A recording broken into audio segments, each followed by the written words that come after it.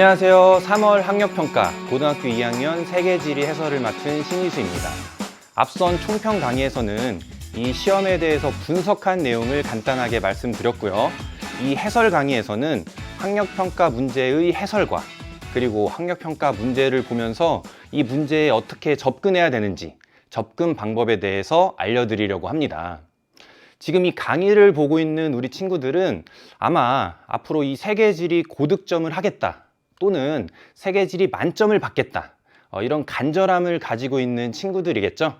그래서 선생님도 이런 마음가짐으로 강의를 준비해 봤습니다.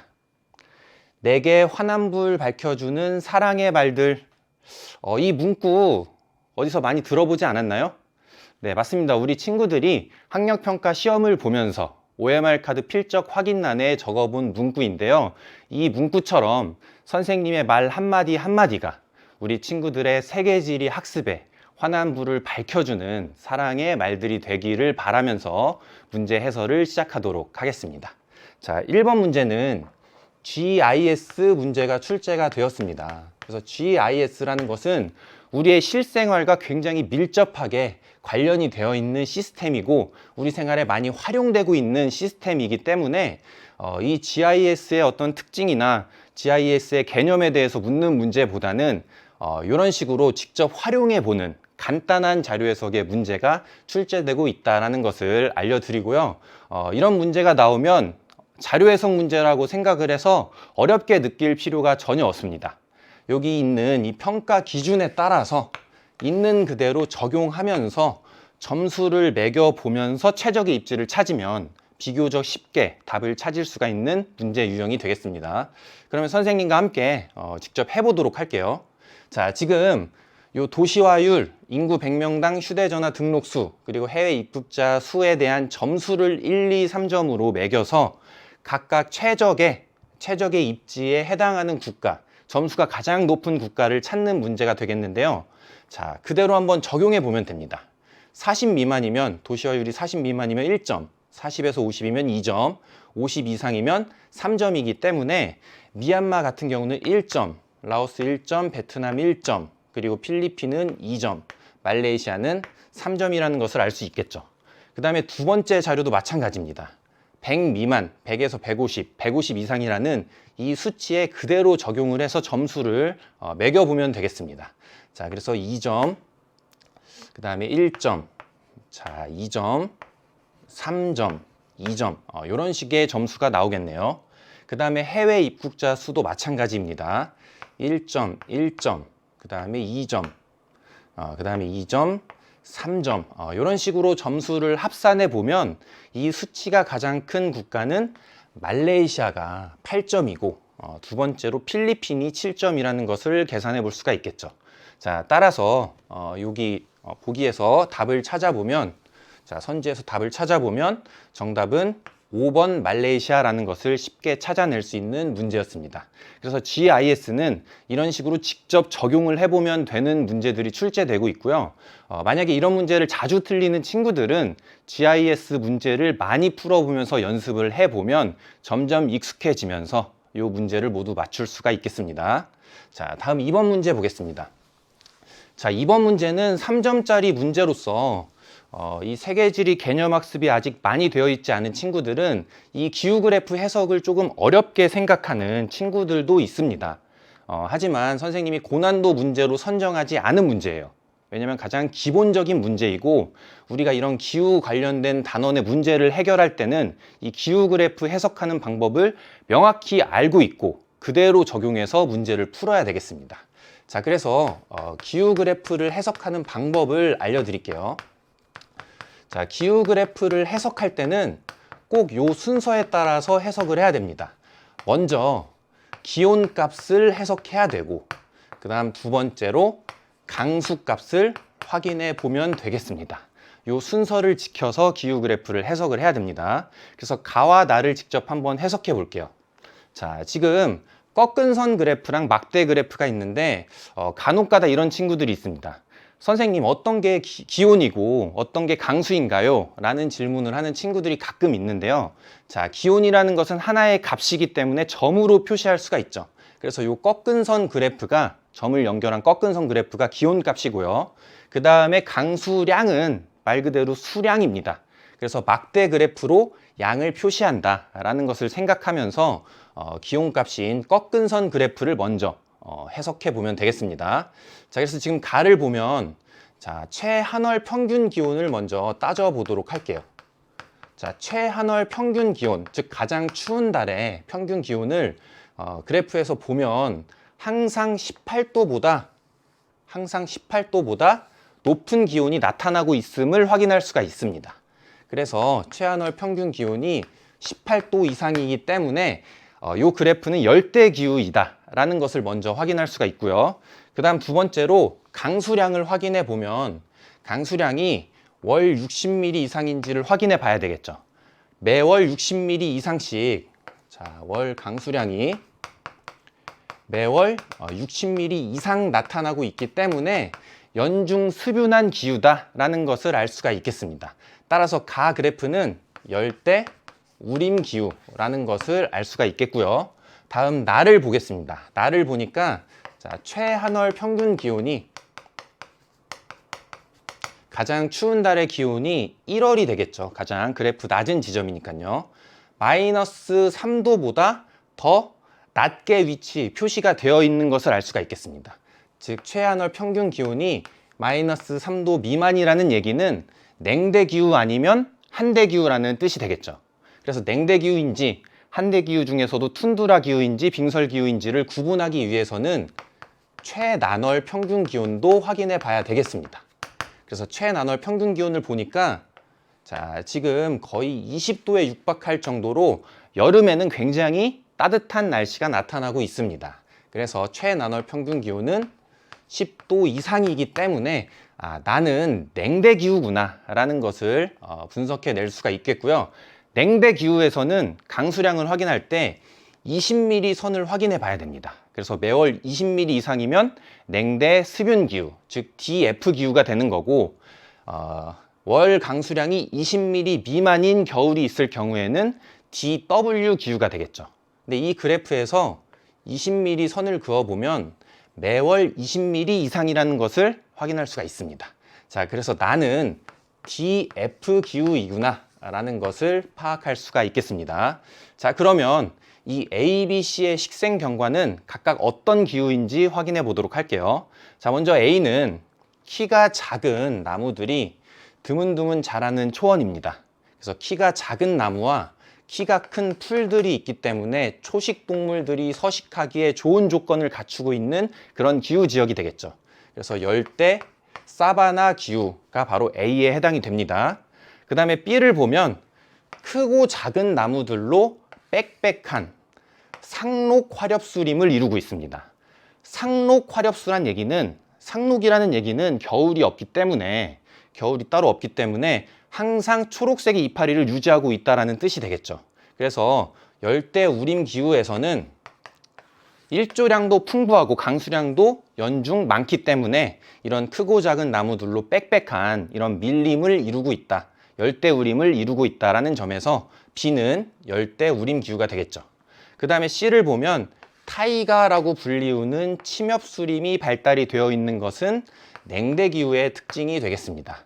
자, 따라서 답은 A, F와 D 기후를 찾아보면 B와 C가 답이라는 것을 찾아볼 수가 있겠죠.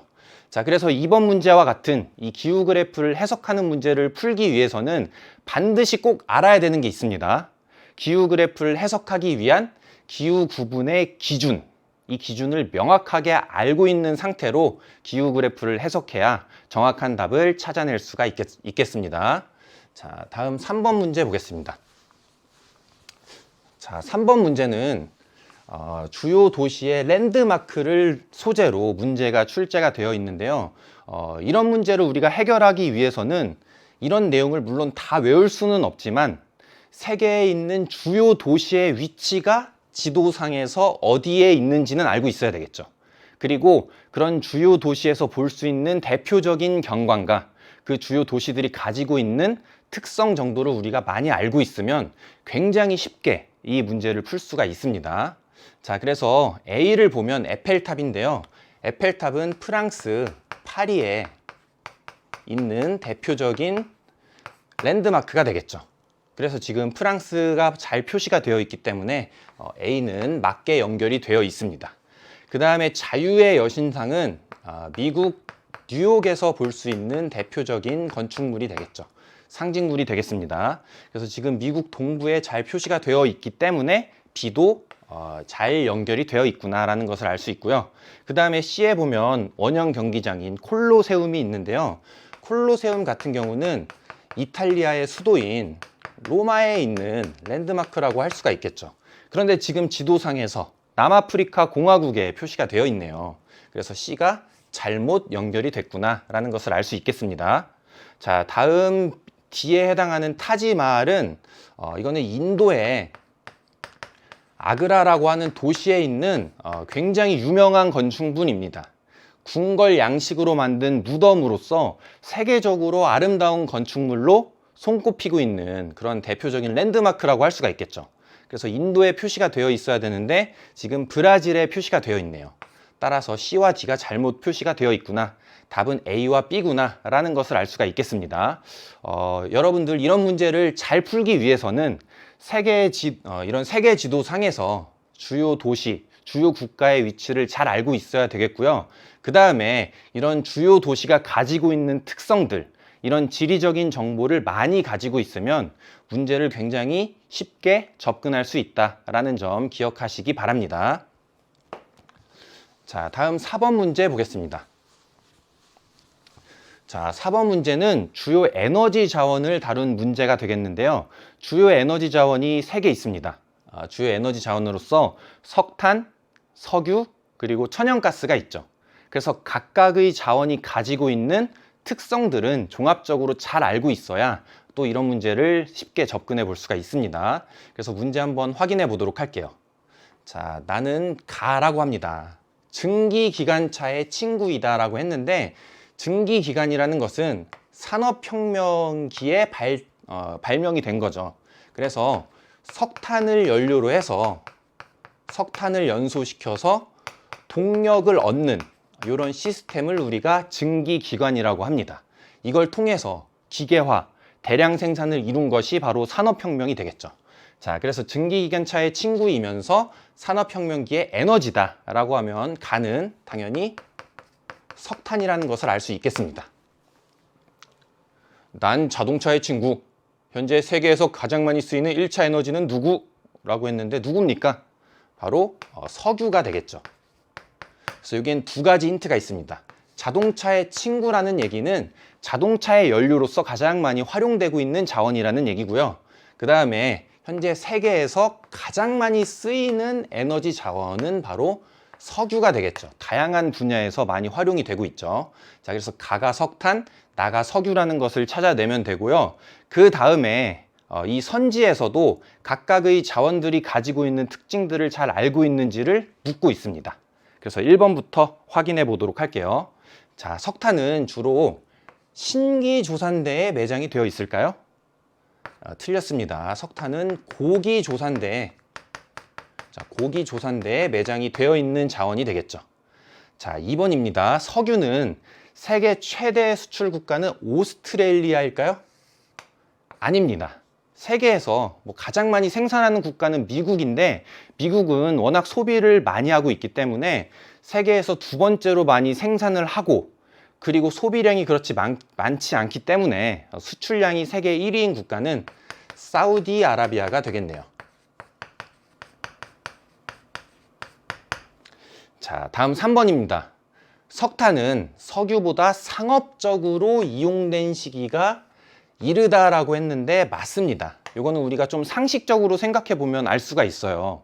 옛날에 사람들이 나무를 연료로 사용하다가 검은 돌에 불이 붙어 있는 모습을 보면서 불이 오랫동안 붙는 모습을 보면서 저걸 나무 대신 사용해도 되겠구나 라고 석탄을 발견하게 됩니다. 그래서 가장 먼저 석탄을 사용하기 시작했고요.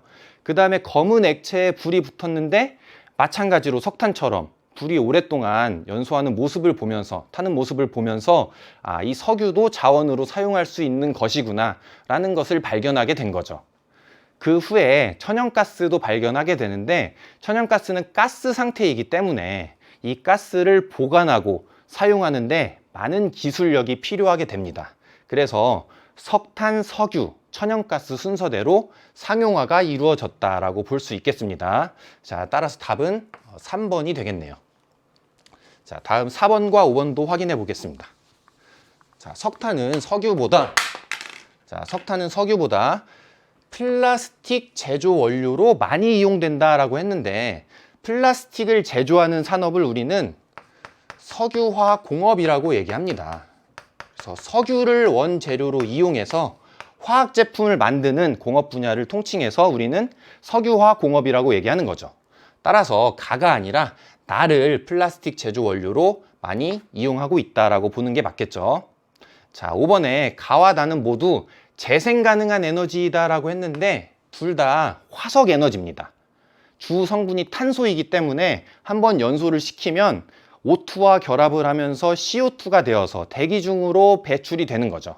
그래서 재생을 할 수 없는 화석 에너지다라는 점에서 5번도 틀린 설명이 되겠습니다. 자, 다음 5번 문제는 지구온난화라는 이런 환경 문제에 대한 개념을 정확하게 알고 있느냐, 이 지식을 측정하는 비교적 난이도가 쉬운 문제라고 할 수가 있겠습니다. 답을 한번 확인해 보도록 할게요.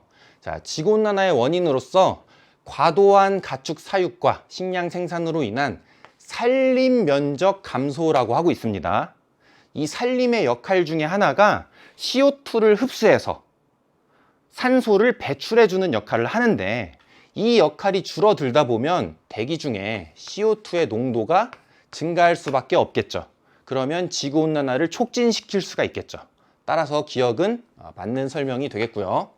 자, 니은에 지구온난화의 영향으로서 남극의 빙하 면적의 축소가 이루어진다라고 했는데, 빙하가 녹아서 해수면으로 공급이 되면서 점점 빙하의 면적은 축소될 수 있겠죠. 그래서 니은도 맞는 설명입니다. 자, 다음 석탄 화력 발전소 추가 건설이라고 했는데, 석탄 화력 발전소를 건설해서 석탄을 연소시켜서 발전을 하고 동력을 얻는다면, 에너지를 얻는다면 석탄이 연소되는 과정에서 대기 중으로 CO2가 배출되는 양이 증가하겠죠. 그래서 해결의 노력이라고 얘기할 수 있는 것은 아닙니다. 디귿이 틀린 설명이고요. 그 다음에 리을에 국제사회가 해결 노력을 위해서 해야 되는 일을 얘기하고 있는데, 폐기물의 해양 투기, 물론 폐기물의 해양 투기 막아야 되겠죠. 남태평양, 북태평양에 있는 쓰레기 섬 같은 게 자꾸 생기고 있는데, 이런 걸 막기 위해서는 폐기물의 해양 투기 막아야 되는 거 맞습니다. 하지만 이게 지구온난화랑 관련성이 크다라고 얘기할 수는 없겠죠. 그래서 지구온난화와 좀 무관한 설명이기 때문에 리을도 틀린 잘못된 해결 노력이라고 얘기할 수가 있겠습니다. 그래서 기억과 니은이 답이 되겠고요. 자, 다음 6번 문제 보겠습니다. 자, 6번 문제는 빙하 지형을 다룬 문제가 되겠습니다. 그래서 빙하 지형에 대한 개념을 알고 있는지, 이 지식을 측정하는 문제가 되겠고요.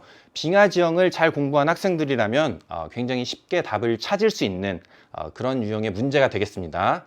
자, 그래서 지금 뾰족한 산 봉우리를 봐 알프스 산맥에서 가장 높은 마터호른이라고 합니다. 그래서 호른이라고 하는 지형을 얘기하고 있는데, 자, 호른이라는 지형이 바로 요 산 봉우리, 뾰족한 산 봉우리를 호른이라고 얘기하는 겁니다. 그래서 이 봉우리는 가로 인해서 형성이 되었어.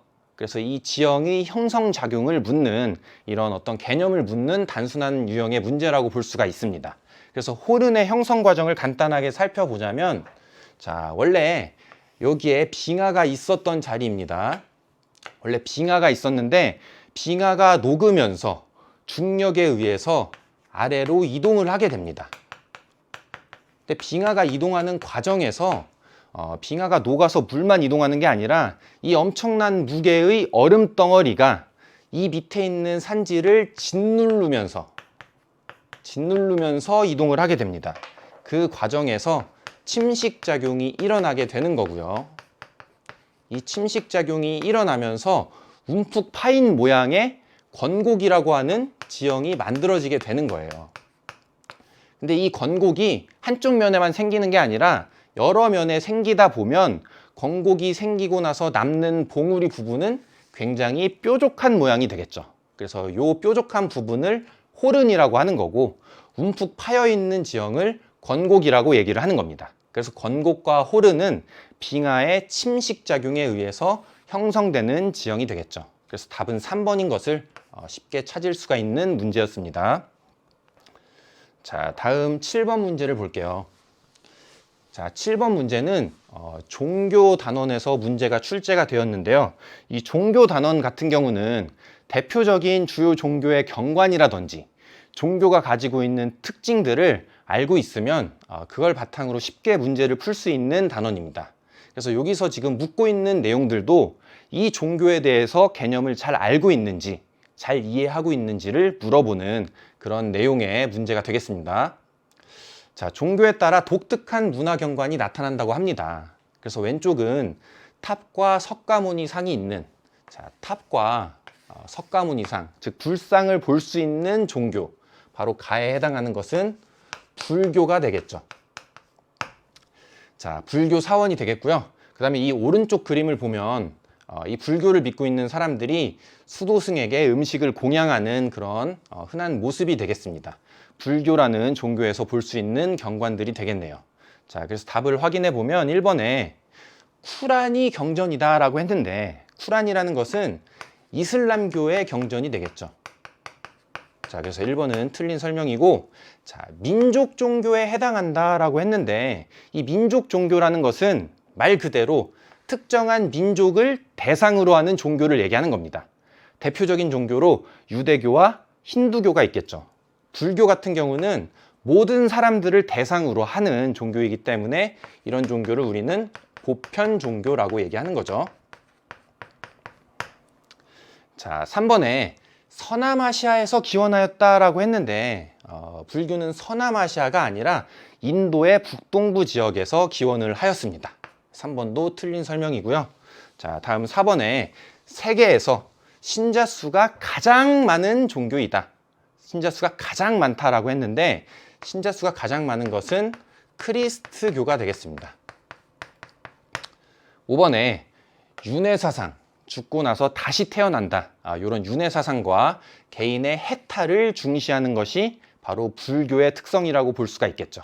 그래서 답은 5번이라는 것을 쉽게 찾을 수가 있고요. 지금 1, 2, 3, 4, 5 선지에서 불교를 제외한 다른 종교에 대한 특성들도 인용을 해서 문제가 출제가 되었습니다. 그래서 이 종교 단원의 문제를 풀기 위해서는 주요 종교들의 특성을 종합적으로 알고 있어야 문제를 해결할 수 있다는 점 기억하시기 바랍니다. 자, 다음 8번 문제 보도록 할게요. 자, 8번 문제는 여러분들이 조금 어려워할 수 있는 자료 해석 문제가 나와 있습니다. 그래서 유출 인구와 유입 인구를 통해서 지역별 인구 이동을 확인해서 ABC가 어떤 대륙인지를 찾아내는 이런 자료 해석 문제가 되겠습니다. 자, 그래서 우리가 일단 여기서 가장 먼저 짚고 넘어가야 될 부분이 있다면, 인구 위주의 가장 흔한 유형, 가장 대표적인 유형, 가장 많이 이루어지고 있는 유형이 어떤 유형인지를 언급해 보려고 합니다. 자, 현재 세계에서 가장 인구 이동이 많이 이루어지고 있는 유형은 개발도상국에서 일자리를 찾기 위해서 선진국으로 이동하는 유형이 가장 흔한 유형이라고 얘기할 수가 있겠죠. 그래서 개발도상국에서 선진국으로 이동하는 것은 돈을 벌기 위한, 일자리를 찾기 위한 목적이기 때문에 경제적 목적의 이동이다라고 얘기할 수가 있겠습니다. 자, 그래서 인구 이동에 가장 많은 비중을 차지하고 있는 유형이 바로 경제적인 목적의 선진국으로 향한 인구 이동이다 라는 점을 생각하면서 유출 인구와 유입 인구가 많은 대륙을 생각해 보면 되겠습니다. 그래서 이것은 좀 우리가 알고 있으면 좋은 내용인데요. 자, 요걸 바탕으로 해서 인구의 순유출. 자, 순유출이라는 뜻은 유출량에서 유입량을 뺀 값을 얘기하는 겁니다. 그래서 인구의 순유출이 많이 일어나고 있는 대륙은 당연히 개발도상국의 비율이 높은 대륙이 되겠죠. 개발도상국이 많이 포함되어 있는 대륙이 되겠습니다. 그런 대륙이 어떤 대륙이냐 하면 아시아, 그리고 아프리카, 그 다음에 라틴 아메리카와 같은 대륙들이 순유출량이 플러스 값을 차지하고 있는 대륙이 되겠고요. 그 다음에 인구의 순유입이 많은 대륙, 즉 인구의 유입량에서 인구의 유출량을 뺀 값이 플러스 값인 대륙은 어떤 대륙이 있냐면, 자, 유럽이 있고요. 그 다음에 앵글로 아메리카. 이 앵글로 아메리카 같은 경우는 라틴 아메리카에서 인구 이동이 많이 일어나고 있죠. 그 다음에 오세아니아 같은 이런 대륙에서 인구의 순유입량이 많이 나타나고 있다라는 것을 생각해 보면서 그래프에 대입을 해보면 되겠습니다. 자, 먼저 A를 보면 유출인구와 유입인구를 비교해 봤을 때 유입인구에 비해서 유출인구가 훨씬 더 많다라는 것을 알 수가 있겠죠. 그리고 A의 특징은 유입인구와 유출인구를 합친 값을 보면 다른 대륙들보다 월등하게 많은 인구가 이동을 하고 있다는 점도 알 수가 있겠습니다. 그래서 유출이 많이 되고 있는 대륙들 중에서 인구가 가장 많은 대륙, 월등하게 많은 대륙이 바로 아시아죠. 그래서 A가 아시아겠구나라는 것을 확인해 볼 수가 있는 겁니다. 자, 그 다음에 B를 보면 유출 인구에 비해서 유입 인구가 훨씬 더 높은 비율을 차지하고 있습니다. 그래서 인구의 순유입이 많이 이루어지고 있는 대륙이구나 라는 것을 알 수 있는데, 여기 써 있는 대륙들을 보면 오세아니아, 앵글로 아메리카와 같은 대륙들이 유출에 비해서 유입이 이미 많이 이루어지고 있는 대륙으로서 표시가 되어 있고요. 나머지 B에 해당하는 거, 인구가 많으면서 순유입량도 많은 그런 대륙이 바로 유럽이 되겠죠. 자, 따라서 B가 유럽이라는 것을 알 수 있겠습니다. 그 다음에 C를 보면 인구의 유입량보다 인구의 유출 인구가 훨씬 더 많다라는 것을 알 수가 있죠. 그래서 순유출이 이루어지고 있는 아프리카가 C에 해당이 되는 겁니다. 그래서 답을 찾아보면 아시아, 유럽, 아프리카, 아시아, 유럽, 아프리카, 즉 아시아, 유럽, 아프리카 3번이 답이라는 것을 찾을 수가 있고요. 우리가 이 두 가지 개념을 알고 있으면 이 문제가 조금 어려워 보일 수 있지만 쉽게 답을 찾을 수가 있습니다.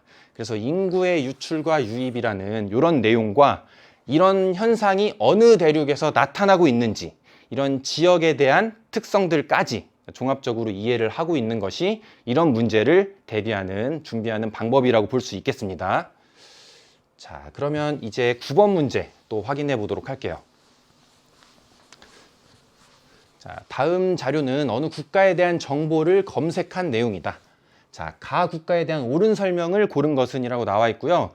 지금 특정한 국가에 대한 정보가 나와 있습니다. 그래서 이런 문제를 풀 때에도 이런 세계에서 자주 출제되고 있는, 세계지리에서 자주 출제되고 있는 주요 국가의 지리적인 정보를 많이 알고 있으면 굉장히 쉽게 문제에 접근할 수가 있겠죠. 그래서 여기 있는 많은 힌트들을 통해서 먼저 어떤 국가인지 파악해 보도록 하겠습니다. 자, 면적을 보니까 한반도의 약 44배라고 합니다. 광활한 영토를 가지고 있는 국가구나 라는 것을 알 수가 있고요. 그 다음에 민족은 한족이 91%, 그리고 많은 소수민족으로 구성이 되어 있습니다. 그래서 이 두 가지를 봤을 때에도 이 국가가 중국이라는 것을 바로 파악해 볼 수가 있겠고요.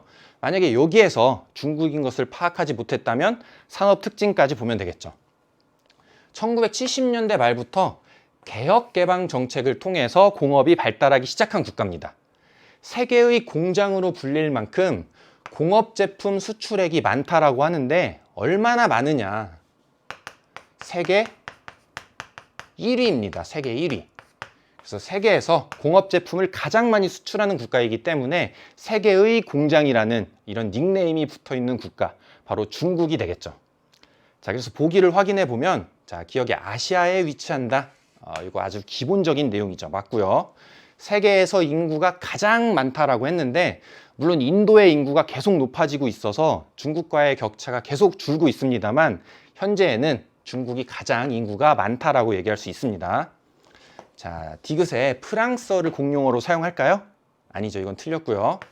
주민들은 대부분 힌두교를 믿는다라고 했는데, 힌두교 같은 경우는 인도와 밀접한 관계가 있는 네팔에서만 믿고 있는 민족 종교가 되겠습니다. 그래서 주민들의 대부분이 힌두교를 믿는다라고 얘기할 수는 없겠죠.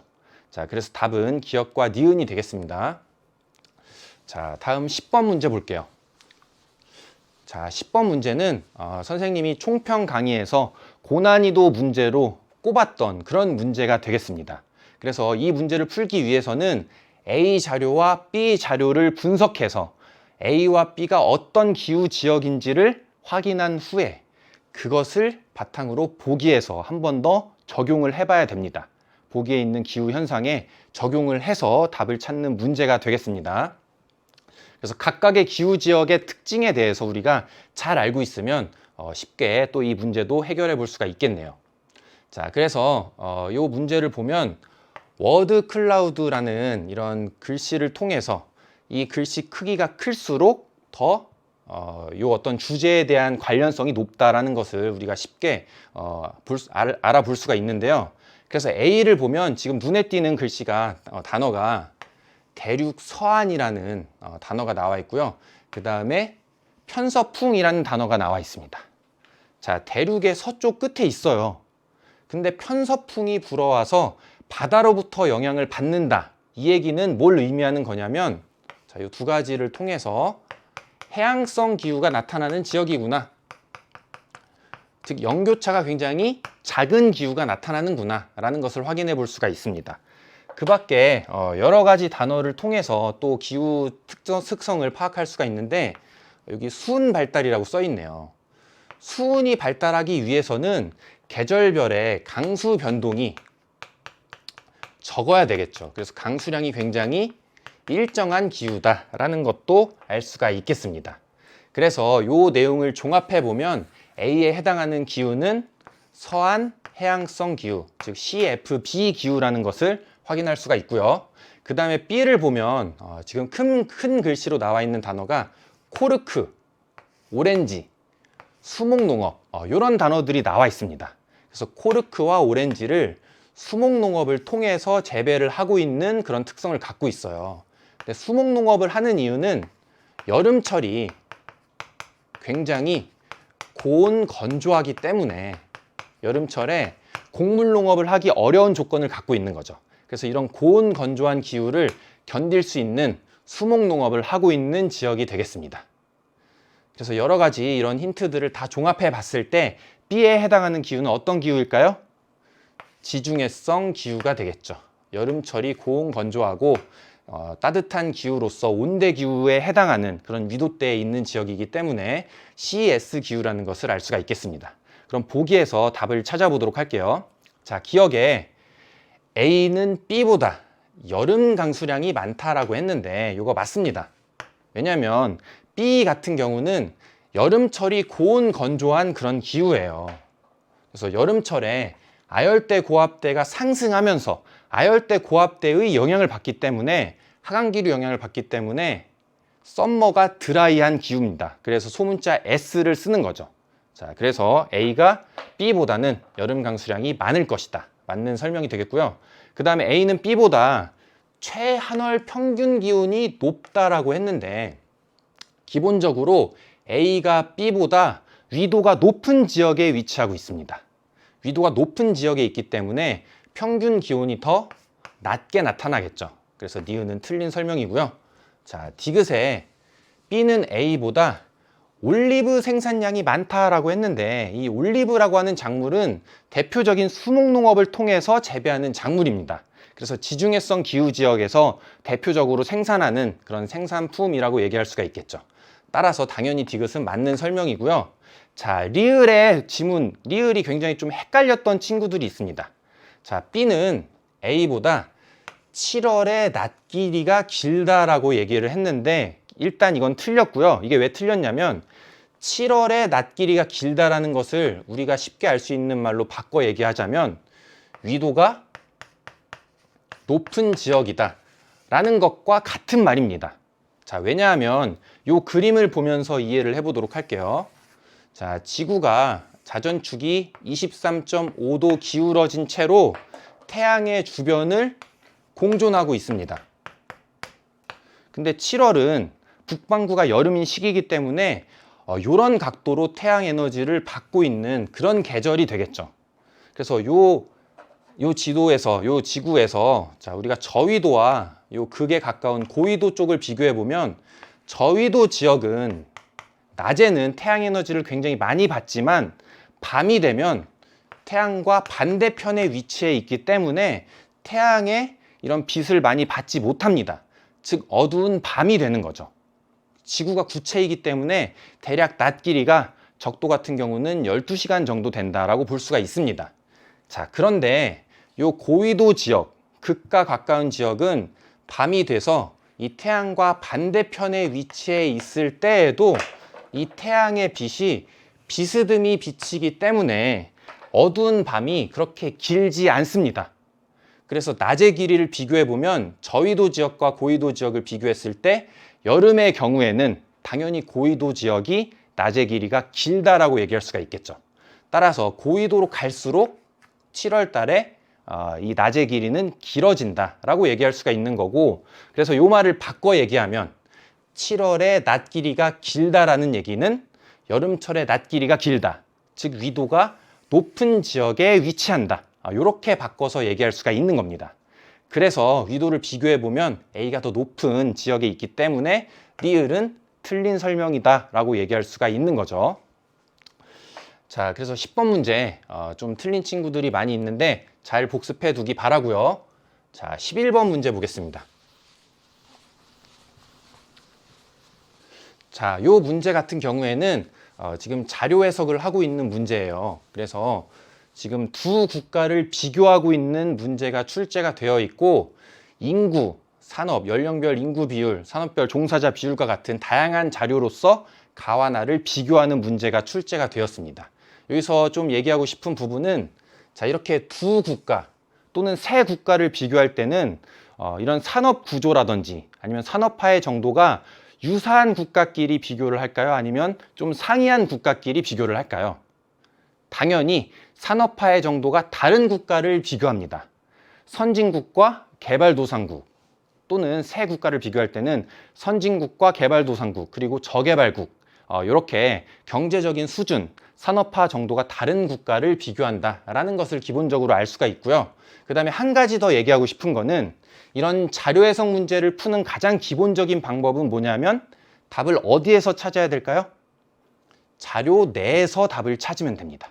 이게 가장 기본적인 방식이 되겠습니다.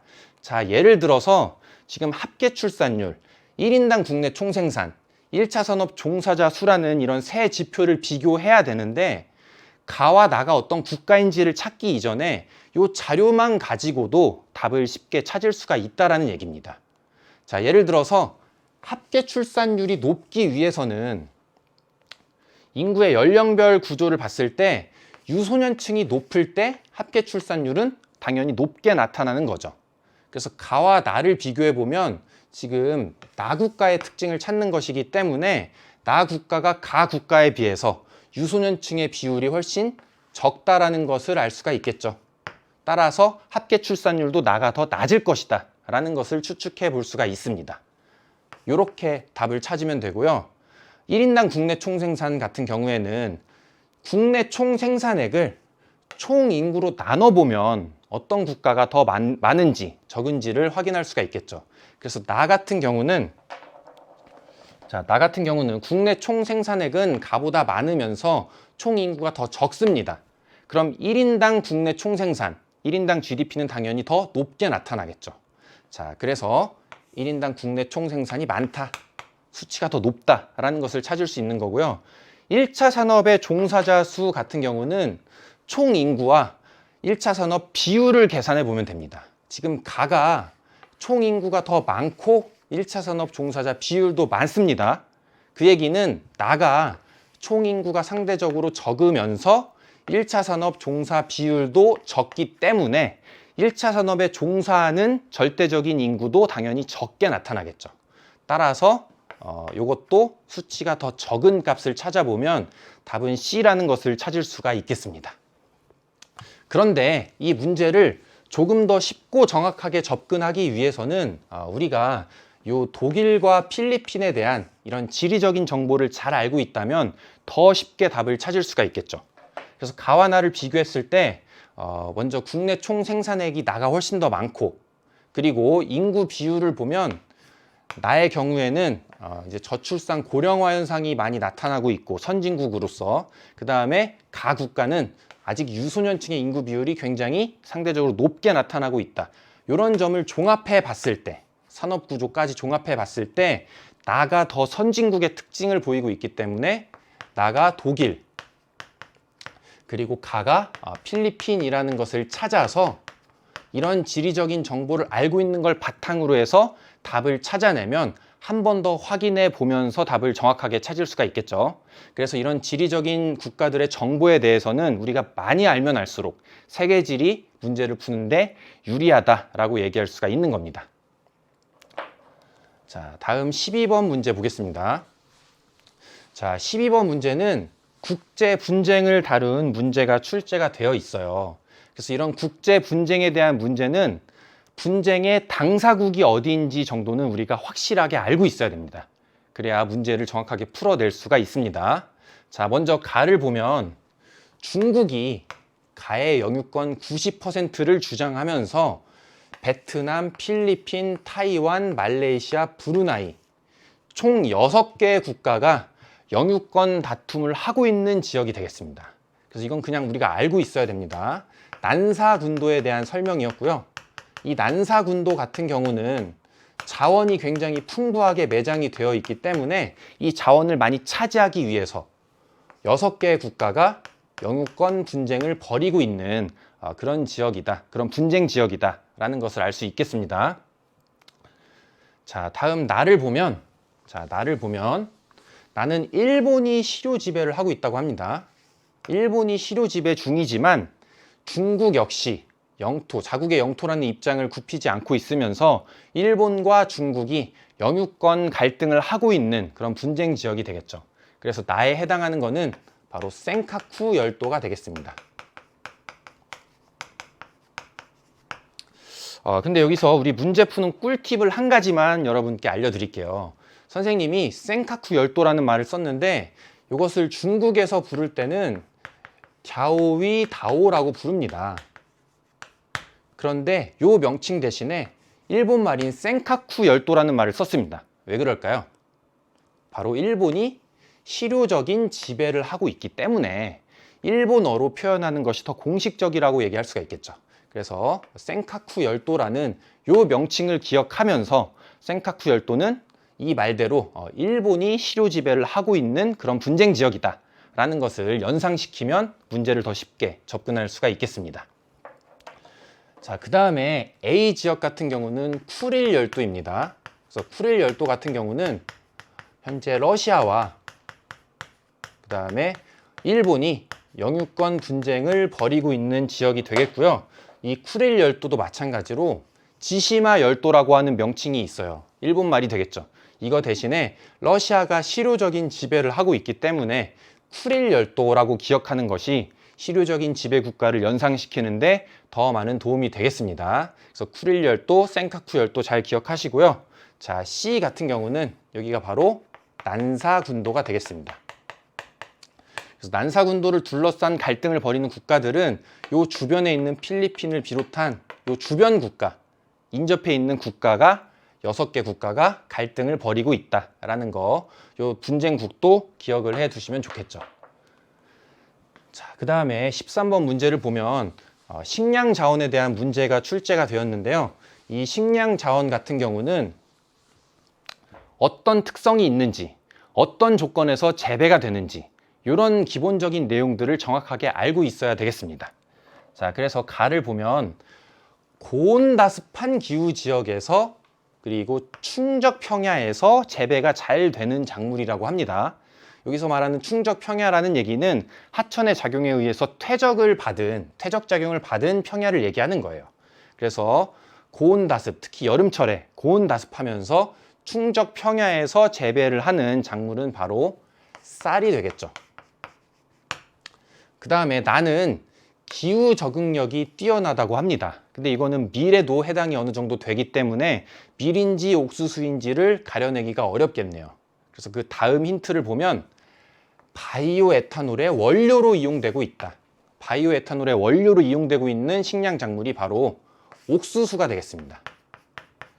자, 그래서 첫 번째 힌트만 보고도 우리가 쌀과 옥수수라는 것을 찾아내야 됩니다. 그런데 만약에 이것을 첫 번째 자료에서 확인하기 어렵다면 두 번째 자료도 있습니다. 주요 재배 지역, 그리고 대륙별 생산 비율, 이런 내용을 알고 있으면 두 번째 자료만 가지고도 어떤 작물인지 찾을 수가 있겠죠.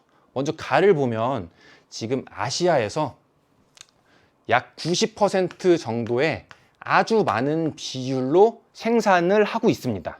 그래서 아시아에서 거의 90% 정도 생산하고 있는 작물 쌀이 되겠고요. 그 다음에 나를 보면 지금 아메리카의 비율이 굉장히 높습니다. 자, 아메리카의 비율이 높다라는 얘기는 옥수수라는 얘기입니다. 그래서 옥수수 같은 경우는 아메리카가 원산지이고, 그리고 라틴 아메리카의 일부 국가들은 이 옥수수를 주식으로도 활용을 하고 있기 때문에 생산량과 소비량이 가장 많은 대륙이 아메리카 대륙이 되겠습니다. 자, 그래서 가와나가 쌀과 옥수수라는 것을 찾아볼 수가 있고요. 이런 문제를 해결하기 위해서는 다시 말씀을 드리지만 이런 주요 식량 작물들이 가지고 있는 기본적인 특성, 재배 조건, 이런 것들에 대해서는 명확하게 우리가 알고 있어야 되겠습니다. 자, 그 다음에 14번 문제를 보면 얼음의 땅이라고 불리우는 아이슬란드는 북대서양에 위치한 섬나라라고 합니다. 근데 여기서 조금 더 정확하게 얘기하면 북대서양에 있는 대서양 중앙해령이 있는데 이 대서양 중앙해령에 위치해 있습니다. 그래서 해양판이 갈라지는 지점에서 화산 분출로 인해서 만들어진 화산섬이 바로 아이슬란드입니다. 그래서 활화산이 많고 땅속에 뜨거운 김이 올라오는 간헐천을 흔히 볼 수 있다고 하고, 땅속에 열 에너지를 활용한 가라고 하는 발전 양식을 통해서 많은 양의 전력을 공급하고 있다고 합니다. 이 가에 들어갈 발전 양식, 당연히 지열 발전이 되겠죠. 그래서 지열 발전 같은 경우는 마그마 방이 지표면과 가까운 곳에 있어야 되기 때문에 판의 경계부에 가까운 곳에 지열 발전을 많이 할 수 있는 이런 조건이 형성이 되어 있는 겁니다. 자, 그래서 1번부터 보면 발전 후 폐기물 처리에 어려움이 크다라고 했는데 요거는 원자력 발전에 대한 설명이 되겠고요. 판의 경계 지역에 개발 잠재력이 크다라고 했는데 이게 맞는 설명입니다. 판의 경계 지역이 약한 부분이기 때문에 화산 활동을 할 가능성이 큰 지역이고, 지표면 가까운 곳에 마그마가 있다라는 특성을 이용해서 이런 지열 발전을 할 수 있는 겁니다. 세계 전력 생산에 차지하는 비율이 가장 높다라고 했는데 요거는 화력 발전에 대한 설명이고요. 유량이 풍부하고 낙차가 큰 곳에서 발전에 유리한 것은 당연히 수력 발전에 대한 내용이 되겠죠. 그다음 바람의 방향과 속도가 발전량에 미치는 영향이 큰 것은 지열 발전이 아니라 풍력 발전이 되겠네요. 자, 그래서 이런 신재생 에너지 또는 이런 에너지를 생산하는 데 있어서 어떤 입지 조건이 필요한지 이런 기본적인 내용을 알고 있으면 쉽게 해결할 수 있는 그런 문제였습니다. 자, 다음 15번 문제 보겠습니다. 자, 15번 문제도 난이도가 높은 문제로 선생님이 선정한 그런 문제였는데요. 자, 그래프는 세 국가의 도시 인구와 도시화율 변화를 나타낸 것이다. 가나다 국가를 고른 것은 이라고 나와 있습니다.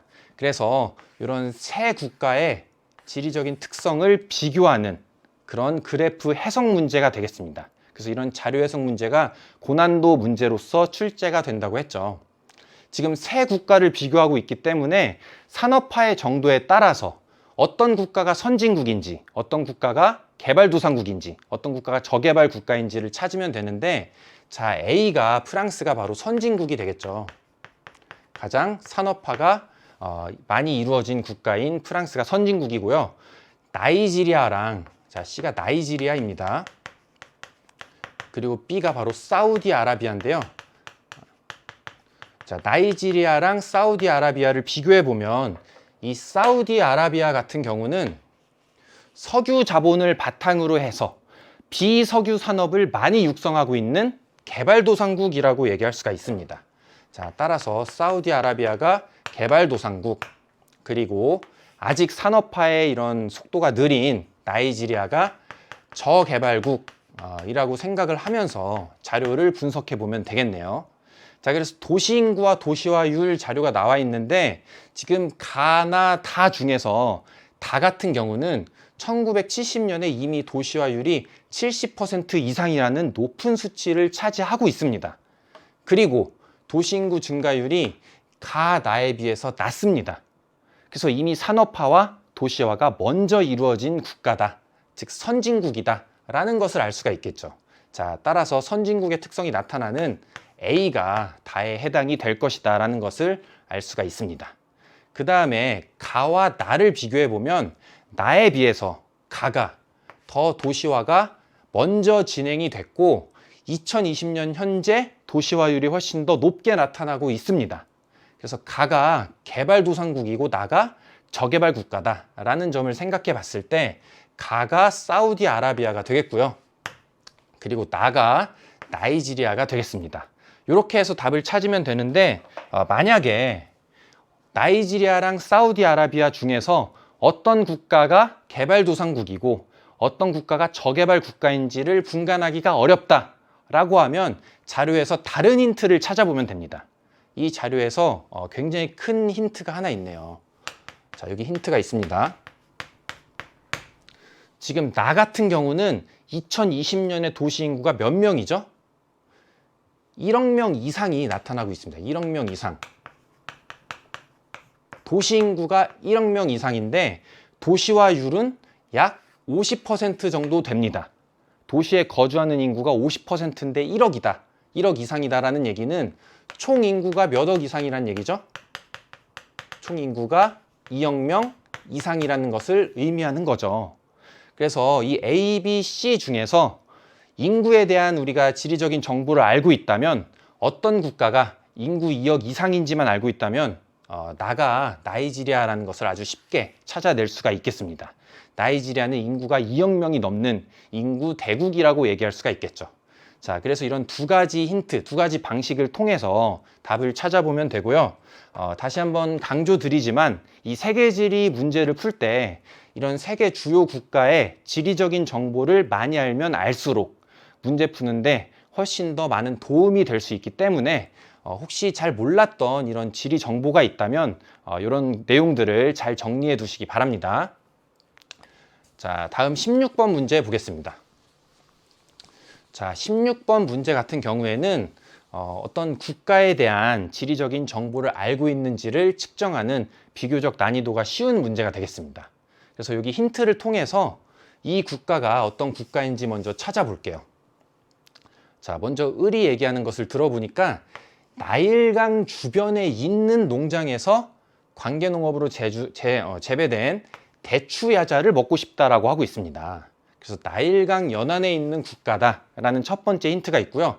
대추야자라는 작물은 주로 이제 사막의 오아시스 농업이라든지 관계 농업을 통해서 재배를 하는 내건성이 아주 뛰어난 건조 기후를 아주 잘 견디는 그런 작물이 되겠습니다.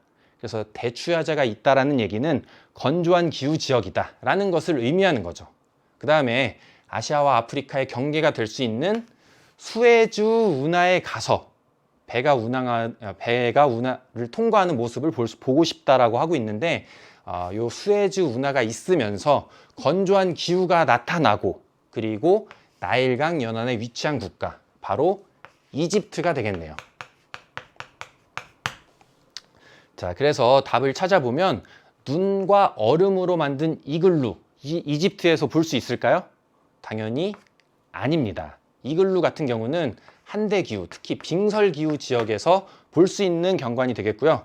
자, 이번에 고대 문명의 유적인 피라미드, 이집트에서 볼 수 있는 대표적인 이런 경관이라고 할 수가 있겠죠. 2번이 답이 되겠고요. 마오리족의 전사들은 뉴질랜드의 원주민들입니다.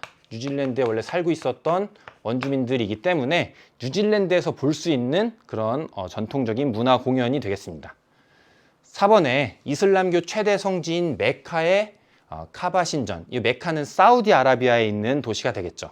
그 다음에 5번에 커피를 대규모로 재배하는 플랜테이션 농장이라고 했는데 커피를 재배하기 위해서는 커피를 수확하는 시기에 굉장히 건조해야 되고, 즉 건기가 있어야 되고, 커피가 생장하는 시간, 커피를 기르는 이런 기간 동안에는 굉장히 비가 많이 와야 됩니다. 건기와 우기가 뚜렷한 열대 사바나 기후 지역에서 생산할 수 있는 작물이 바로 커피가 되겠죠. 따라서 이 이집트에는 건조 기후가 많이 나타나기 때문에 커피를 재배하기에는 적합하지 않은 지역이 되겠습니다. 자, 다음 17번 문제 볼게요. 자, 17번 문제는 어느 국가의 전통 음식을 소재로 한 문제가 출제가 되어 있는데 여기에도 많은 힌트가 있고, 이런 힌트들을 종합해서 어떤 국가인지 또는 어떤 위치에 있을 것인지 이 정도의 내용을 지도에서 적용할 수 있는 그런 어떤 능력이 있어야 답을 찾을 수 있는 문제가 되겠습니다. 자, 그래서 지금 가 국가의 전통 음식을 만들어 본다고 했는데, 자, 닭고기나 소고기로 육수를 끓여서, 여기 이제 큰 힌트가 나옵니다. 쌀로 만든 면을 끓는 물에 익혀서 쌀국수를 만들고 있다라는 것을 의미하는 거예요. 근데 우리가 쌀을 재배하기 위한 조건을 생각해 보면 여름철이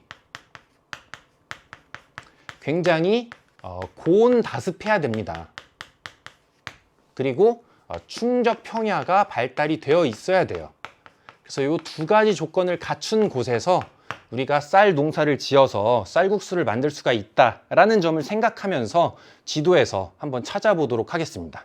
자, 지금 A, B, C, D, E 5개의 국가가 나와 있는데, 이 중에서 A와 B 같은 경우, 그리고 C의 일부 지역 같은 경우는 지중해성 기후가 나타납니다. 지중해성 기후는 벼가 생장을 해야 되는 여름 동안에 굉장히 건조한 기후가 나타나요.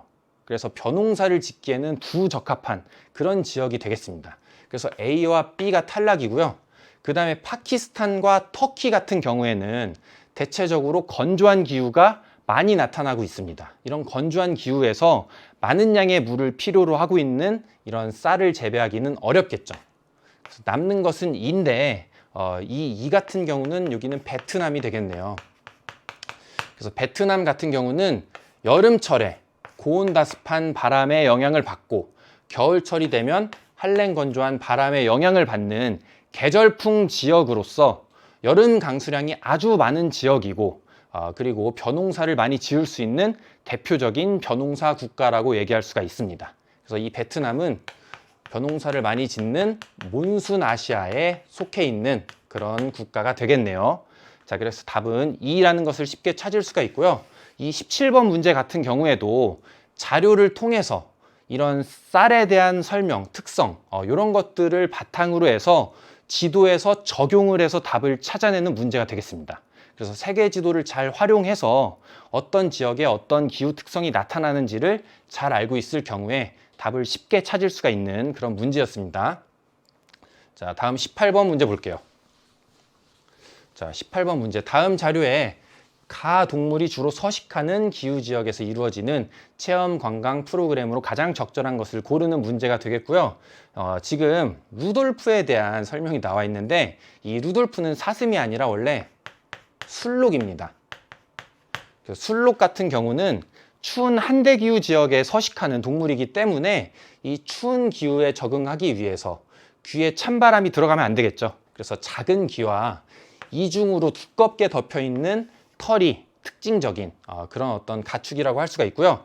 북극해 연안의 주민들이 유목을 하면서 키우고 있는 그런 동물이 되겠습니다. 그래서 술록 같은 경우는 한대 기후에서도 툰드라 기후 환경에서 유목을 하면서 키우고 있는 그런 동물이 되겠죠. 자, 그래서 요 1, 2, 3, 4, 5 지문에서 찾아볼게요.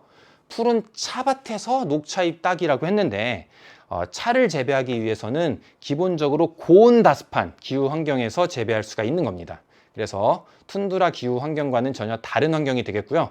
사막의 배라고 불리는 낙타타기라고 했는데, 이거는 사막 기후에서 볼 수 있는 경관이 되겠죠.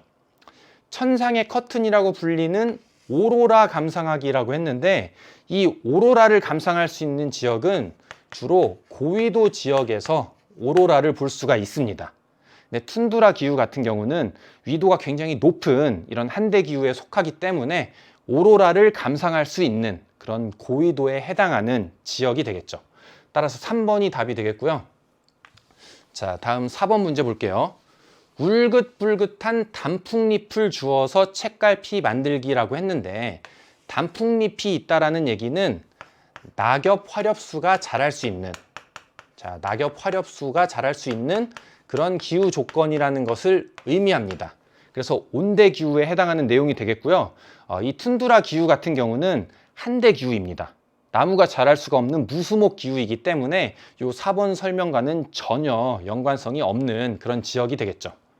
푸른 바다의 산호숲에서 열대어 사진 찍기라고 했는데 산호는 얕으면서 수온이 높은 그런 바다에서 자랄 수가 있습니다.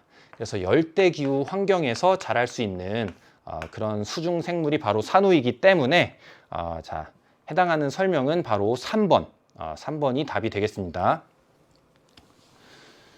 자, 다음 선생님이 또 고난도 문제, 세 번째 문제로 꼽은 19번 문제입니다. 그래서 멕시코와 미국과 캐나다라는 세 국가를 비교하는 문제가 되겠고요. 이 문제는 난이도가 좀 어렵게 느껴질 수 있지만 많은 힌트를 담고 있는, 자료에 많은 힌트가 담겨 있는 그런 문제이기 때문에 이 세 국가의 지리적인 특성을 많이 알고 있으면 굉장히 쉽게 답을 찾을 수 있는 문제이기도 했습니다. 자, 먼저 지금 국가 간 인구 이주 자료를 보면 요 많은 수치들 중에서 한눈에 딱 들어오는 특징적인 수치가 있습니다. 자, 어떤 걸까요? 바로 1085라고 하는 월등하게 큰 수치가 눈에 보이고 있죠. 그래서 다에서 가로 이동하는 인구 이주가 굉장히 많이 이루어지고 있다라는 것을 의미하는 건데, 자, 이 세 국가에서 가장 많이 이루어지고 있는 인구 이동의 유형은 자, 바로 이겁니다. 멕시코에서 미국으로 이주하는 인구가 가장 많은 비율을 차지하고 있는데, 멕시코에서 왜 미국으로 이주를 하느냐? 일자리를 찾기 위한 거죠. 그래서 경제적인 목적에 이주가 많이 이루어지고 있다라는 것을 알고 있으면, 이것만 정확하게 알고 있으면 다가 멕시코라는 거, 그리고 가가 미국이라는 것을 찾아낼 수가 있겠습니다. 그 다음에 캐나다, 미국, 멕시코 이렇게 위치하고 있기 때문에 캐나다와 멕시코는 서로 떨어져 있습니다. 국경을 맞대고 있지 않기 때문에 서로 간의 인구 이주가 다른 지역들과의 인구 이주에 비해서 굉장히 수치가 낮게 나타나고 있는 것을 확인할 수가 있겠죠. 그래서 나가 캐나다가 되겠고요. 두 번째, 산업 구조를 통해서도 가나다가 어떤 국가인지를 찾아볼 수가 있습니다. 먼저 가 같은 경우는 국내 총 생산액이 나다에 비해서 월등하게 높게 나타나고 있으면서 서비스업의 비중이 굉장히 높게 나타나고 있습니다. 산업의 고도화가 이루어졌고 이 국내 총 생산액이 많은 그런 선진국의 특성을 가장 잘 나타내고 있는 국가가 되겠죠. 따라서 가가 미국이 되겠고, 농림업, 즉 1차 산업의 비중이 가장 높게 나타나고 있는 다가 멕시코라는 것도 알 수가 있겠습니다. 그럼 나머지 중간적인 성향을 보이고 있는 나가 캐나다가 되겠죠. 자, 이렇게 해서 가나다를 찾아봤고요. 보기에서 이제 답을 찾아볼 텐데요. 자, 가는 다보다 항공 우주 산업이 발달하였다라고 했는데, 이 항공 우주 산업 같은 경우는 굉장히 높은 기술력을 요구하고 있는 산업 분야라고 할 수가 있겠죠. 당연히 멕시코보다 더 선진국이고 기술이 발달되어 있는 미국에서 항공 우주 산업이 더 발달했을 것이다 라는 것을 추측할 수가 있습니다. 나와 다는 국경을 접하고 있다라고 했는데, 서로 간의 인구 이주가 굉장히 적은 것을 통해서 서로 국경이 멀리 떨어져 있는 멕시코와 캐나다구나 라는 것을 찾아볼 수가 있겠죠. 자, 그 다음에 디귿을 보면 가나다 중에서 총 인구는 가가 가장 많다라고 했는데, 이거 맞는 설명입니다.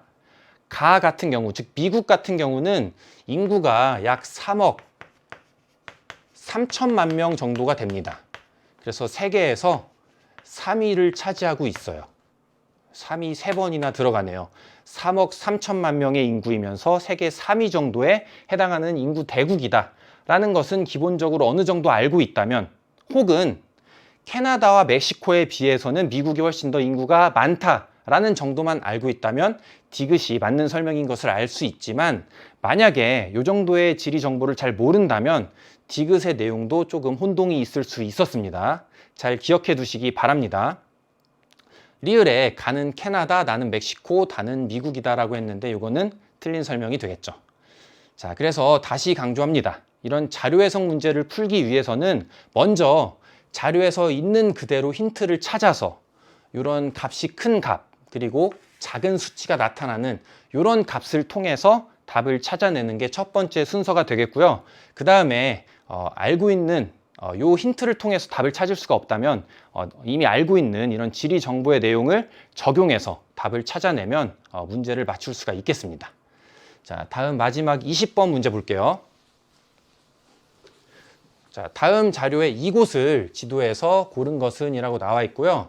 자, 주민들은 해발 고도가 높은 이곳에 잘 적응한 라마, 알파카 등의 가축을 기른다라고 나와 있습니다. 그래서 해발 고도가 굉장히 높은 지역이기 때문에 이거는 고산 지역이기 때문에 주변 평지에 비해서 지구 복사 에너지를 덜 받기 때문에 기온이 어때요? 주변의 평지보다 훨씬 더 낮게 나타난다라는 특징을 고산 지역이 가지고 있습니다. 그런데 이곳은 1년 내내 봄과 같은 날씨가 나타난다라고 해요. 이런 기후를 우리는 항상 봄 같은 기후다라고 해서 상춘기후라고 부르죠. 그래서 상춘기후가 나타난다라는 것은 어떤 의미가 있느냐? 고산 지역이어서 기온이 더 낮은데 봄과 같은 상춘기후가 나타난다. 12도에서 15도 정도에 해당하는 봄과 같은 기후가 항상 나타난다. 그러면 고산 지역이 아닌 이 주변의 위도가 비슷하면서 해발 고도가 낮은 지역 같은 경우는 항상 여름과 같은 뜨거운 날씨가 나타난다라는 것을 의미하는 겁니다. 그래서 이 상춘기후 지역은 열대이면서 고산 기후가 나타나는 지역에서 약 12도에서 15도 정도의 봄과 같은 이런 따뜻한 기온이 유지가 된다라는 점을 이용해서 지역에 한번 적용해 보도록 하겠습니다. 자, 지금 열대 기후이면서 고산 지역을 찾으면 되는데요. 먼저 열대 기후에 해당하는 것은 이 적도와 가까운 곳에 해당이 되겠죠. 그래서 이런 지역은 해당이 되지 않는다라는 것을 알 수 있고요. 그 다음에 이 같은 경우에는, 라틴 아메리카 같은 경우에는 안데스 산맥이 아주 험준한 산맥이 있기 때문에 해발 고도가 3,000m, 4,000m가 넘는 엄청나게 높은 이 산맥이 있기 때문에 고산 기후가 나타나는 지역입니다. 그래서 적도와 가까운 열대 기후이면서 안데스 산맥에 의해서 해발 고도가 높은 AH 기후가 나타날 수 있는 조건은 2에 해당이 된다라고 볼 수가 있겠죠. 따라서 답은 5번이라는 것을 찾아낼 수가 있겠네요. 자, 이렇게 해서 우리 요 3월 학력평가의 20문제를 모두 풀어봤습니다. 우리 고등학교 2학년 3월이라는 시기는 세계지리 학습을 시작하는 그런 시기라고 할 수가 있겠죠. 그래서 우리가 이 시험의 결과에 너무 연연하기보다는 이 시험을 통해서 앞으로의 학습 계획을 잘 세우고 탄탄하게 세계지리 개념을 쌓는 그런 계기로 삼는 것이 좋을 것 같습니다. 자, 우리 친구들 수고 많았고요. 다음 시험에서도 더 좋은 성적을 거두시기를 선생님이 응원하겠습니다. 그러면 해설 강의 여기서 마치겠습니다. 안녕.